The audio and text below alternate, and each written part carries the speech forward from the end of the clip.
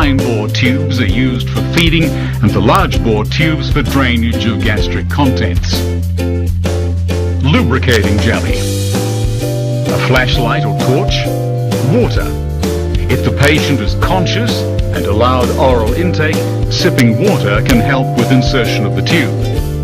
An emesis basin. This is necessary as the patient may vomit during insertion of the tube. Medium-sized steri strips. These are used to secure the tube to the nose. Blue litmus strips to assess the pH of the nasogastric aspirate. A catheter tipped or TUMI syringe. A drainage bag. A linen protector. And a disposable bag for waste.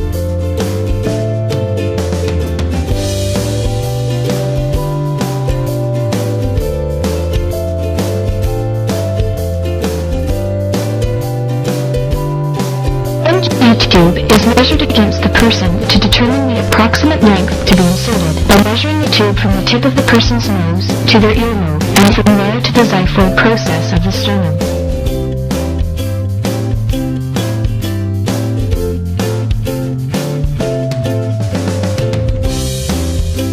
The tube is marked or a pre-existing colored band is noted. The tube tip is lubricated and then passed into a clear nostril. A pen light is used to inspect the back of the throat to ensure that the tube is passing into the esophagus rather than coiling up in the mouth.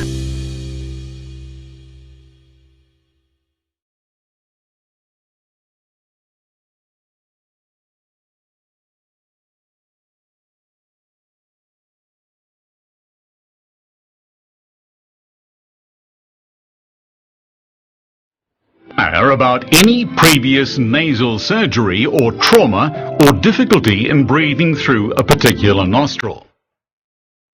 If the patient is able to, ask them to blow their nose. Examine each nasal passage in turn and check for abnormalities. If any are present, use the opposite side. Using the tube as a measuring device, measure from the nose to the ear and then down to the xiphoid process. The length to be inserted can then be read off the markings on the tube. Drape a linen protector over the patient's clothing. During insertion, the tube has to point downwards and towards the patient's ear. Once it has reached the nasopharynx, twist it to 180 degrees. This minimizes the risk of the tube coiling at the back of the mouth. Lubricate the proximal end of the tube with lubrication jelly. Insert the tube gently into the chosen nasal passage. Even though there may have been no obvious abnormality noticed during inspection, a non-visible obstruction may prevent the tube from progressing further. In this case, remove the tube and try the opposite nostril. Gently insert the tube until you reach the nasopharynx. You will feel a slight resistance at this point. Twist the tube 180 degrees. If not contraindicated, ask the patient to sip some water and to swallow slowly.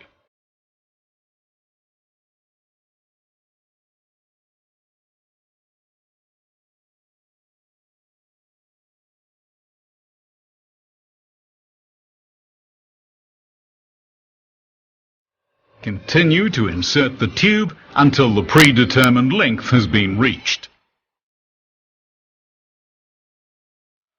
Confirm the position of the tube by aspirating on it with the TUMI syringe and checking the pH of the content.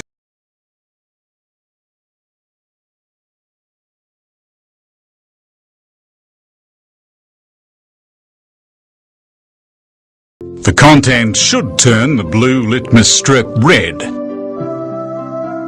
An alternative method of confirming the position by listening over the epigastrium for a bubbling or gurgling sound while insufflating air through the tube is falling out of favor as it is not very reliable. If there are any doubts regarding the position of the tube, confirm it with a chest X-ray.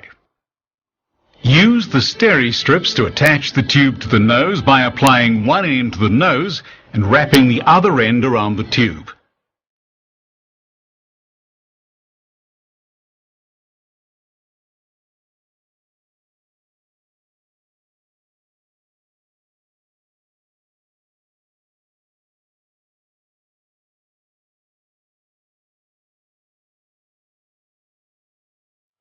Ensure that the tube is not applying excessive pressure against the nostril, as this can lead to necrosis.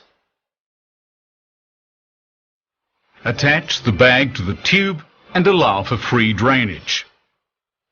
Document the procedure, its indication, size of tube used, and the amount and nature of the aspirate in the patient's records.